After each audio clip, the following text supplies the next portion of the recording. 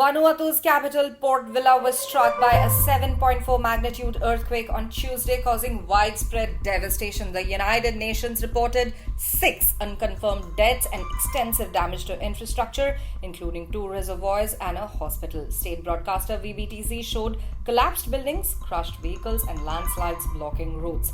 Communications across the Pacific Island nation was severely disrupted, and Port Vila's airport was closed. Drone footage revealed landslides near a shipping terminal, and the hospital in Port Vila was severely impacted, with the operating theatre rendered non-functional and triage tents set up to manage a growing influx of injured people.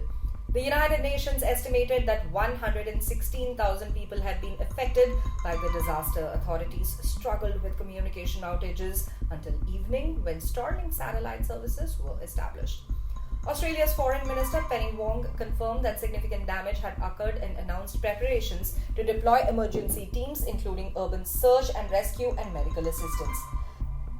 Meanwhile, Fiji's Prime Minister Sitiveni Rabuka also expressed condolences, stating that the earthquake had caused devastation and loss of life in Vanuatu. Journalist Dan McGarry described the quake as the most violent he had experienced in 21 years living in the Pacific Islands. Let's hear what he said. It was the most violent earthquake I've experienced in my 21 years living in Vanuatu and in the Pacific Islands.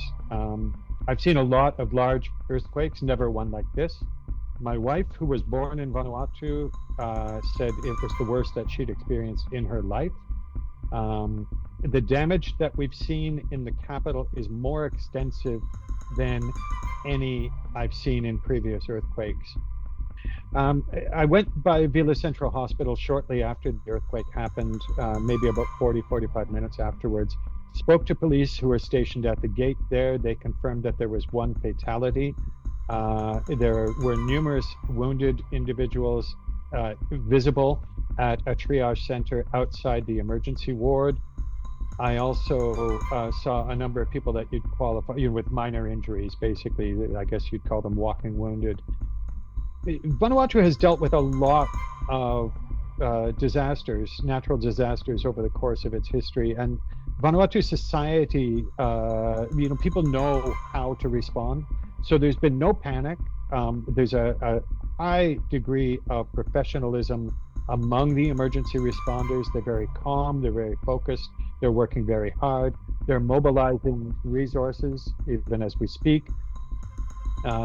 Things seem to be progressing as well as they can under the circumstances. I have to stress that we have no power, very, very poor domestic telecommunications, very hard to get a call through.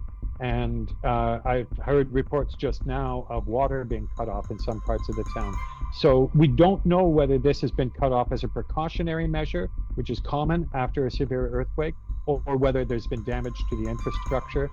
It's really hard to tell just how bad things are. And I don't think we'll know until tomorrow at the earliest. Footage from the moment of the quake showed people scattering in panic, with cameras capturing shaking vehicles and buckled buildings. The United States Embassy in Port Vila reported considerable damage, but confirmed all personnel were safely evacuated.